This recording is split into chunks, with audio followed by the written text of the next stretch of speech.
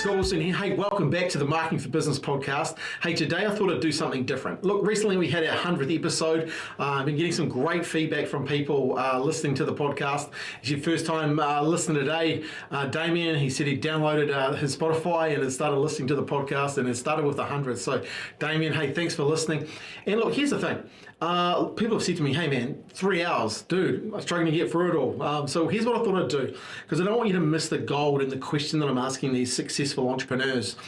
So I've broken them down. I'm putting 2 episodes together so you can have more of a bite-sized chunk. And over the next few months, we'll start sharing them. So today you're going to hear from Kane, Lawson, and Chris Taken. Now look, Kane Lawson is a mastermind when it comes to understanding property, and he's put together so many deals and multiple millions of dollars of deals. But his message today to you is around communication, and I really want you to understand how to use communication to stand out, stand up, and win business in 2024. You need to listen to a real expert in what it takes to create that extraordinary customer service. So make sure that you listen and have a really good understanding of what Kane's talking about. Maybe pause it, take some notes, and write some actions that you can implement from that. And then Chris Taken really talks about how to understand your people. Maybe how to have some of those tough conversations with your people so you can grow your business, and actually how to nurture relationships. And I think it's really refreshing. Like Chris, I've known him for a number of years now.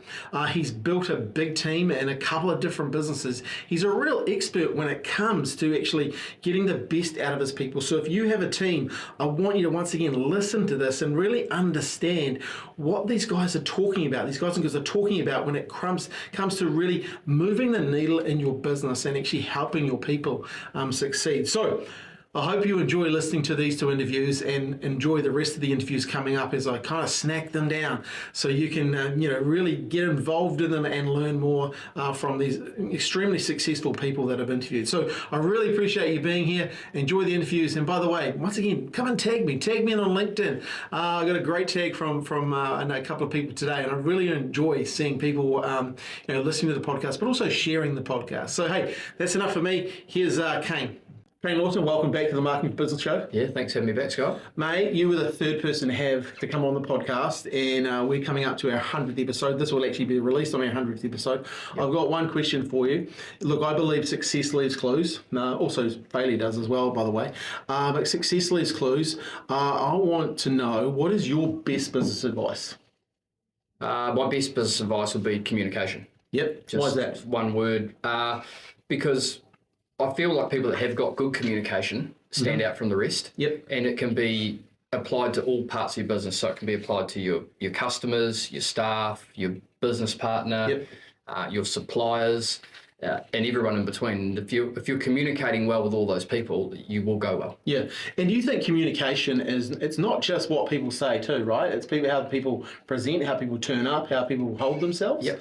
You see a lot of that? 100%. Like it's just when you actually sit down and think about it, it controls so much of what you're doing. Yeah. And it can actually lead to a lot of opportunities. And a lot of opportunities that I've had have come from I like to think that I'm a good communicator and I communicate promptly, have come from that. When you're in business, you deal with people all the time, and so many people are just the normal, right? So you deal with them, and the normal is the normal, you're used to it. But when someone stands out from that in the way they conduct themselves or communicate, it makes you think, hey, have you got an opportunity that you could maybe employ that person or do a joint venture with that person, and it can lead to opportunities. So for me personally, that has led to opportunities, and I think that that's based on the fact of how I've communicated with some people, and maybe it's taken 3 or 4 years' time, but when you do communicate well, you stick in people's minds, I believe. Yes, yeah, totally. I remember a good mate of mine, he would always say, if he was at the garage and someone gave him good service, he'd whip his business card back around saying, hey, if you ever thought of getting into security or this,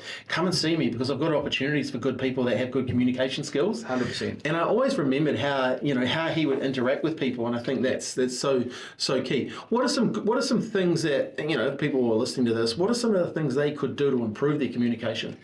Well, communicate would be a good start. Yeah. Like a lot of people don't answer their emails promptly or at all. Yeah. And you can also over communicate, right? Yeah. You can go too far with it. Yeah. So I think it's just really when someone requires something from you or a service from your business that you're already or you should be offering, at least go back to them with what they've asked for. Promptly, efficiently, and detail and answer the questions they've asked. That's really where I see it, and then it leads back from there. Because I say so many things I do on a daily basis. I look at it and just the service is just not there, and to me, service is based on communication. I remember when we talked on the podcast, you really emphasised service and being of service, to people. And one of the things I like about what you do there, Kane, is we've talked about this today during our meeting, is you actually communicate people back to how they've communicated to you. So if they ring you, you ring them. If they email you, email you. And there's real, I like the way you're doing that, is communicating how people want to be communicated to, right? 100%. I've always done that. I think that whether it's right or wrong, it's worked well for me. I always touch back with people on the way they first touch base with me, like you've just said. And the other thing, just going back to what you said earlier on with meeting people at the service station or that, like there's so many stories I know of people who now have done really well, who have worked at, for example, Harvey Norman. If you go to Harvey Norman or those likes of those stores and you buy something, usually you get a reasonable service, but if you get a really good service, it stands out. And a lot of people have been employed from those roles into really good positions, and you do never know who you're dealing with. That's the other thing. Especially today, right? You don't know, like it used to be the certain type of person would roll up and, but now they can just, anyone. You don't know, like I could go in there to buy a microwave, for example, and they sell you a microwave and that's all fine, but they don't actually know who they're dealing with. So you always got to keep in mind, you don't actually know who you're dealing with. And if you condone yourself correctly, you just never know what it could lead to. And I think that's a good skill set too, right? Just to understand that, hey, give everyone the same service, communicate everyone the same way. And I think that's a philosophy. You're either going to have it or you're not going to have it, like to some degree. Like you've either got to want to serve people and want to communicate to people, or you're probably just going to be that run of the mill. And because the thing is, people who stand out do communicate well, You just know, hey, look. And also I think you get referred because people know that you will look after the people too. The communication's going to, because the last thing you want to do is refer someone and then no one gets back to that person. 100%. And we're talking, I guess you're talking about more of a sales background here, and you want the people to be, that you refer to be pampered and felt good, and it makes you feel good if you do a referral. But also, more so in my life now, or my work life, we're dealing with professionals, which can be, architects, engineers and the likes of, and they're not really in a sales-based role, but their communication can be diabolical. So when we deal with someone who has good communication, they really stand out. And by default, they're actually not selling themselves, but they are. No, they are. And then they get our business. So I've certainly noticed it in that sector that we're in now, that can be, the interesting communication. And the reason you want to deal with them is because you know the value of time. And if someone's going to give you good service and good communication, they're going to actually save you time. You don't actually want to deal with cheap, you want to deal with professional, right? 100%. And also what we're dealing with now is very elaborate, and if someone drops the ball on something, there's quite detailed documents, engineering documents, consenting documents and so on. And if someone's not communicating well with me at the start, I feel nervous that they're going to drop the ball at the end. And we can have a project that's all but finished, but someone hasn't done their job right. And we can't get a sign-off or the likes of, and that can just morph into a bigger issue. So I think that, again, when you asked me at the start, communication is the big thing for me, because I just feel like good communicators are on top of what they need to be doing. Well, there you go, people. Communicate and look, follow Kane online and see what he's doing. He's a very good communicator. Deals in the property area, and doing a lot of transactions a year. So you actually do have to communicate. So Kane, really appreciate you coming back, man. Cool, mate. Thank you. Hopefully I did a better job than the third one, because after I came on third and then I watched the other 90, I thought I did a bad job. We'll definitely get you back in, because you've got some more exciting stuff to share with people. So I really appreciate you being here. Thanks, you, mate. Cheers. Chris Taken, welcome back to the Marketing for Business podcast. How are you, Scott? Mate, I'm excited to have you here because this is going live on our 100th episode. Fantastic. You were part of one of the first 10 or 12 that we did. So privileged. Mate, and I've known you for ages, so I've got one question for you, and I know it's going to be a ripper because you're a smart guy. What's your best business advice? I think undoubtedly it's to understand people. Nice. For me personally, I've always tried to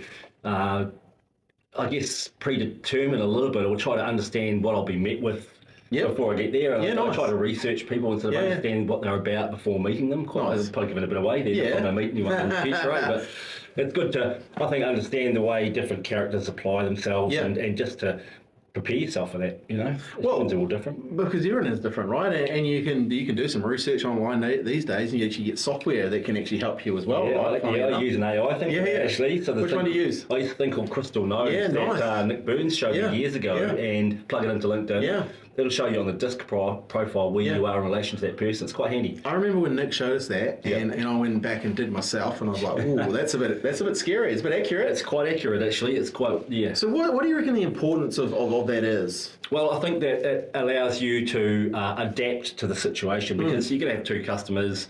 They're human beings. They are going to react in different ways to the things you put in front of them, whether they're excited about something you want to maybe provide to them or a difficult situation. Knowing how to deal with that. If you understand different character types, I think you're better prepared. I reckon the essence of understanding people is so critical in a business, right? Because I just like a couple of weeks ago, we had a meeting, and the guy wanted to get straight into it. Hi D, straight into it. Like no chit chat, no nothing, straight into it. And then you got other people that will come along and they want to have a bit of ebb and flow and how's your day and what's going on, and so to understand that, it's really, really important, right? I think it is, and it's not even just for externally as well to your customers, but internally for your team. And for me, my role is really about leadership, and so really understanding how to get the best from my team is important, but all the same. What are some of the ways you do that? Well, I think the first way is to really understand what motivates them. And also what they're worried about, what gets them awake at night. Once you understand those two things, you can kind of work a lot more efficiently. I learned something really cool from Stephen Fleming, who was the ex Black Cap captain over the years, and I had a chat to him, and we were talking about high performance and dealing with people, and I said, what's some of the things that you've done? And he said, well, I stopped having team meetings and started having individual meetings. And I asked him why, and he said, well, I wanted to get to know my people on an individual level. And he said it because when he went to India and they kept winning the T20s, and I was like, what were you doing differently? He said, I just handle kind of team meetings, and I just met individuals. He says, I got to understand them as a person more. And I thought that was genius, right? 100%. And I also say, don't make those formal catch-ups all the time. Just grab someone and say, hey, come and have a chat, and how is your partner, and how are the kids, and what's happening there, and just if you set it down as a formal thing all the time, it becomes all true. So making it informal, making it so that's very cool. Absolutely. You want some more? I always want more, Chris. You know me. I will suck you for more ideas, mate. I reckon people should be greedy when it comes to asking. When you're in front of someone who really knows their stuff and has been in business a while, if they're giving you time, you should be greedy. Well, that's one of the things I've got written down. But before that, I've got down here knowing what the score is. I've been lucky enough to have a few business mentors over the years. Nice. And one of them, mate of mine, Brian, he always used to say, if you don't know what the score is, you don't know whether you're winning or losing. And he used to say, Richie McCaw, when he was playing, he didn't, every stoppage of play, he was looking at the scoreboard every time. He didn't wait till the end of the game to look at that scoreboard. You don't know where you are day to day and even hour to hour. And, get your numbers right. You got to know your numbers. It surprises me these days to meet people that still have no idea how the month's gone until the end of the month. Crazy in today's world. I was talking to an advisor about this the other day, and she obviously in that advisory space now. And the accountants back in the day were all doing from behind, and today we were talking about how you can get in front of that, and you were just saying how the company has got in front of a lot of that sort of stuff. It's really important. It's one of the things that got me, I guess, sleeping better at night was knowing where I'm going to be in 6 months and just really mapping everything out. Having clarity around that can give you some strength to move forward, knowing what to do, knowing if you're a bit behind, what you need to do too, right? You got to know early, right? I learned this from a lady, I must have been 5 years ago, so I've tracked money into my business on a sheet that she gave me on a daily basis. And you don't have to do it daily, but I do it 3 times a month. How much money's coming into the business. Right. The coolest thing about that is you can see it exponentially go up since you started tracking it. That's awesome, mate. And I've gone through it probably even longer than 5 years, because it went obviously through the COVID period and stuff like that. It's really interesting to see. So I can go back and pull up April 2017 to see where I was versus April 2024. That's fantastic. I've always been a day by day, every day measuring the numbers and what happened yesterday. What does that mean for us in 6 months' time? And I've been very fortunate to have one of my team members, Ange, who's helped us for years now, and she introduced me to this fantastic way of doing it on her spreadsheet, a little bit of magic she's got. And it really is. It's great, It's really good. Look, I'll just keep going if you want. Keep going. I think the next one related to what you said before is not being afraid to ask questions. Yeah. Like, too many people, I think, go, oh, yeah, no, yep, I understand. Yeah, they don't. They don't understand. Because they're scared to look stupid. Generally, all of us as humans, we don't want to look stupid at anything, so we'll very quickly go, oh, no, we got it. But actually, we don't. And this is one that Nick, my business partner, really brought me onto quite early. That's cool. We started working together as just keep asking. It might sound silly. Yeah. You might feel like you make yourself look stupid, but actually you'll walk away with a lot more knowledge. So good. Yeah. That's one of the things I like to do if I'm in a meeting with a team and I'm with a client and I don't know, I'll ask because I know my team will probably, and then they'll come out of the meeting and go, oh, so glad you asked. So I was like, but I'm trying to teach them it's okay. You know, like you can't know everything. Yeah, well, you can imagine being a 50-something-year-old like myself and a sea full of younger software developers. Often I'm left having to ask what something, you know. But it's good for them if you ask too, because it shows that you're actually interested as well. Like, dead right, you know? Absolutely. Next one is have those difficult conversations early. Don't be scared of them. And they don't have to be about shouting, but like, honestly, if there's one thing, go and nip it in the bud now. Yeah. And I mean, it's a common one, right? That's cool though. Yeah. But it's easy not to do. Yeah, it's easy to defer it. No one likes conflict. No. But it doesn't have to be about conflict. But I think that open and honest sort of, let's just get it out on the table and know where the line is. You know, there's a line that's been crossed here. Yeah. Clearly we didn't understand where that line was. Yep. And just knowing where that line is a big part of it. And I think that makes for good business because no one wants to be in a business where there's a bit of that tension going on. Look, it's okay to have tension, but it's got to be good tension. Yeah, it's got to be positive tension. Positive tension. Right. If there's a bad apple, if there's something happening that everyone, they're not washing the bloody coffee cups or whatever it is. I've said to my team, the day we have to put up a sign saying, please clean your coffee cup, I might as well give up, It should be better than that. My team's watching this. How about this one? There are no exceptional people. Yeah. I've always subscribed to that. But there are ordinary people doing exceptional things. Yeah. And, running a software business over the years for a long time now, I've had a lot of young fellas come in and be called or referred to as geniuses. Yeah. I think it's a dangerous word because it really gives them an over inflated sense of their abilities. And we often flippantly use that word because they understand something that we don't. Yeah. I firmly believe that everybody's got their individual area of genius. It's up to me to find that fully or help them find that. Yeah. And some people unfortunately never find the area of genius. I think sadly, Scott. But we're all, we're all lined up pretty much the same as far as there's no exceptional people. I don't believe for a minute. I mean, you got the physical attributes. You might be able to blame the All Blacks, but I think as a rule, that's what I've always gone with. And I think it's a good way to look at the world. And as a leader, it's your job to nurture that, right? Yeah. So what are ways I could nurture, what people are good at? And sometimes it's the putting the spotlight on, hey, this is what you're good at. Yeah. And you know what? I believe in you. Yeah, right. And I'm going to give you some opportunities here. And together, we're going to see where we can take this. Because maybe a lot of times people don't see their potential. Yeah. And it's your job as the leader to nurture that potential, right? Yeah, absolutely right. Yeah, for sure.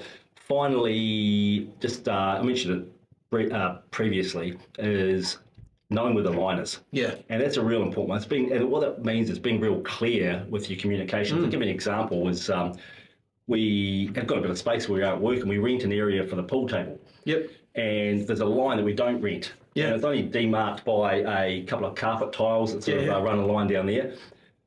When we all went through there for the first day, I pointed out to the team, nothing exists on that part of over that side of the line. Like, we don't rent it, so it's doing the honour of not putting stuff there. Yeah, true. Nothing's ever gone over that line because it's quite clear physically where the line is. But other ways that can be explained as I thought the line was 20th of the month following. Yeah. Clearly, you guys thought it was the 30th of the month following. It's just, I thought that behaviour wasn't acceptable. Clearly, you did think it was acceptable. We obviously, between us, most misunderstandings, I guess, between individuals are really about understanding where that line is. Just being clear. Hey, the line's there. Can you see it? Yep. Nice. Cool. Let's move on. That's so good, eh?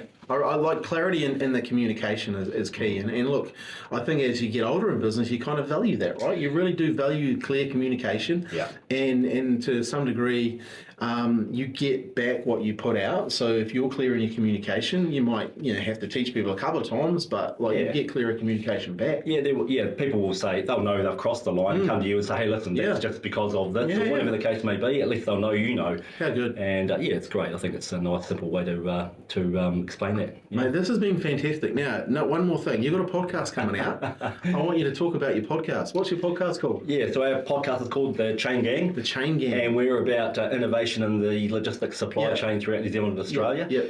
Coming out soon on all the platforms. Brilliant. So Consignly is sponsoring that? Or Consignly is head sponsor. So nice. so we've uncovered as we've launched Consignly the last couple of years and starting to get into Australia now actually. And the whole of characters and just some of the stories is fantastic and so important. Logistics and supply chain is New Zealand and Australia, the bottom part of the world. So looking forward to it. It'll be a great way to educate your market, to tell some stories, and to build your brand into that market too. So all the best for that. Yeah, thanks. Hey guys and girls, thank you for listening to this episode. By the way, Chris talked about some really important stuff here around helping your people. So maybe rewind this one and go and revisit. And if you probably should share this with your team. Get them to listen and talk to ways around you can have better communication, because I think it's such an important thing inside a business to have real clear communication. So, Chris, thanks for coming on the 100th episode. It's been great having you here, man. Good on you. And all the best with your podcast. I look forward to being a fan. Thanks all right, guys, thanks for your time. And as always, share this podcast.